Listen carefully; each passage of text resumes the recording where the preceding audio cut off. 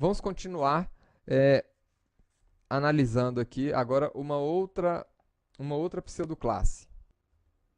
Vamos ver aqui, por exemplo, no nosso código, colocar aqui mais um atributo, o atributo lang.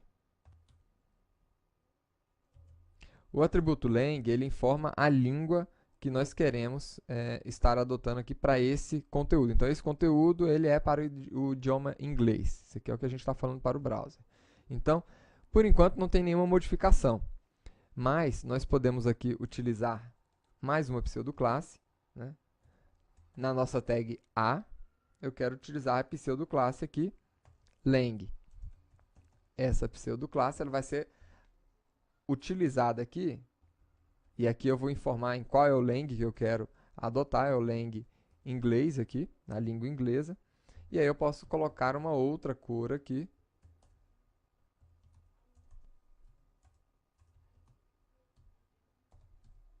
para esse link.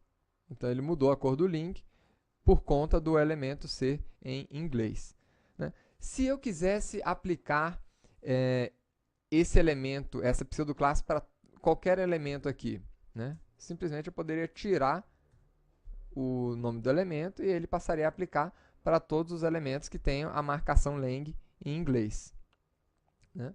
E eu poderia fazer isso com qualquer outro elemento desses daqui.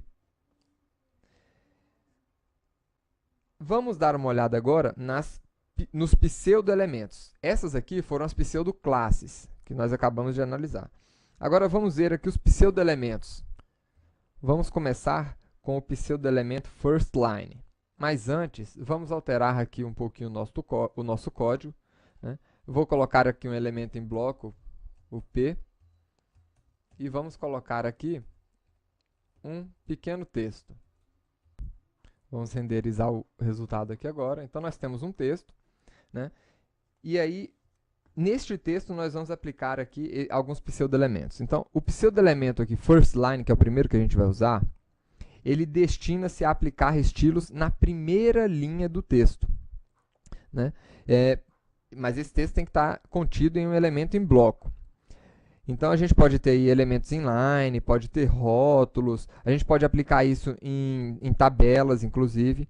Agora, note que a primeira linha do texto, contido aqui no elemento, ela vai depender de alguns fatores. Por exemplo, o tamanho da janela. Se eu aumentar aqui a janela, o texto vai aumentar.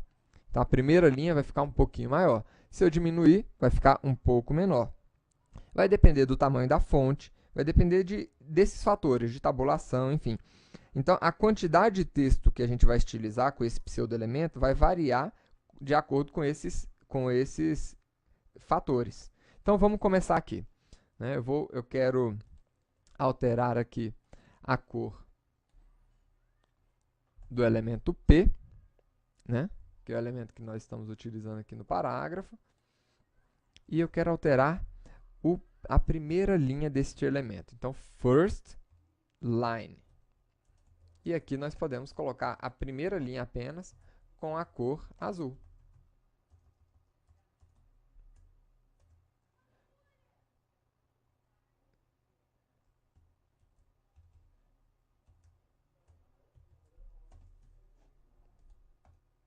Então tá aí, a primeira linha ficou azul, vamos aumentar.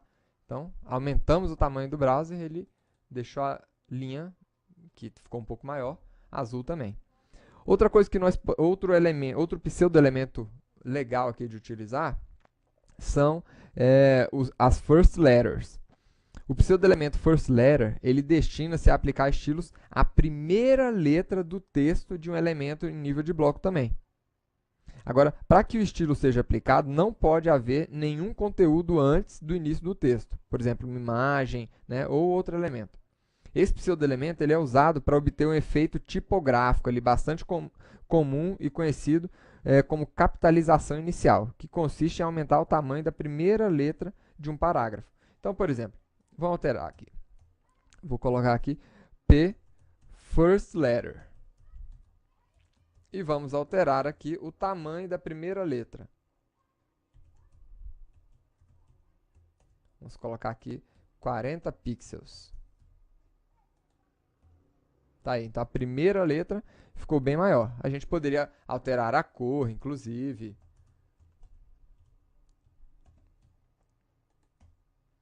E assim por diante. E temos ainda o último pseudo-elemento, os últimos, na verdade, que são os elementos before e after. Os pseudo-elementos before e after, eles destinam-se a inserir conteúdos no documento.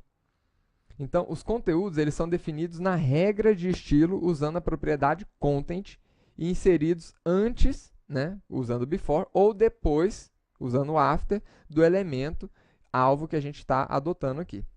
Então, por exemplo, vamos colocar aqui no final do nosso conteúdo o texto fim. O que eu poderia fazer? Poderia vir aqui, P, né? Colocar after, para aplicar isso ao final. É isso mesmo. P after.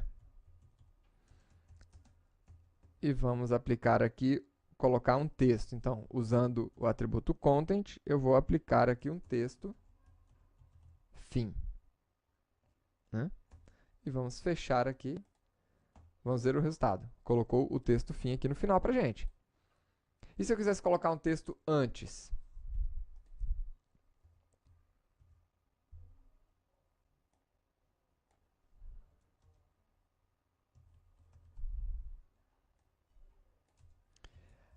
Agora, um detalhe importante. Tá aí, colocou o texto antes. Um detalhe importante. Usando essas tags before e after, vocês podem colocar muito mais do que texto. Vocês podem colocar imagens, vocês podem colocar diversos tipos de conteúdo. Mais informações, vocês vão poder voltar aqui, né, na W3 Schools e procurar ali sobre pseudoclasses, pseudoelementos. E assim, apenas a título de curiosidade, né, vocês podem navegar aqui para a área de referência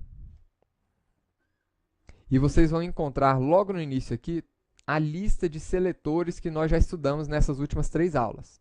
Né? Os seletores do tipo classe, do tipo ID, né? O universal, todos aqueles seletores, os pseudo-elementos, as pseudoclasses, tudo está aqui para vocês poderem pesquisar e ver para que serve exatamente. Tá bom?